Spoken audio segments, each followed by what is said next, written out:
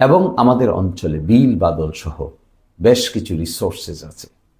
এগুলোতে অনেকেই মালিক হয়ে যান, এগুলোতে অনেকেই মালিকানা নিতে চান। আমি কোনোদিন ব্যক্তিগতভাবে কখনো কোনোভাবে আমি এইসবের কোনো কিছুর মালিক হব না। কোনো কিছুর মালিকানা আমার প্রয়োজন নাই। এগুলো জনগণের আইন অনুযায়ী যেভাবে যে মালিকানা পাবেন সে বা তারা সেগুলোর উপর তাদের রেন্ট দেওয়া সাপেক্ষে পরিচালনা করবেন।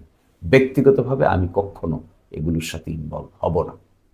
এবং সবসময় আমি আপনাদেরকে বলতে পারি, আমার দরজা খোলা থাকবে।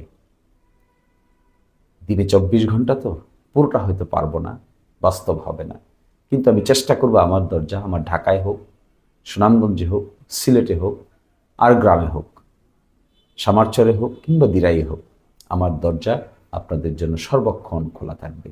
সকলেই ধর্ম, বর্ণ, শ্রেণী নির্বিশেষে সকলেই যে কোনো সময় আমার সঙ্গে কথা বলা বলেন, কাজ করা বলেন, ওঠা বসা বলেন, করার সুযোগ আমি করে দেওয়ার আপ্রাণ প্রচেষ্টা চালিয়ে যাব।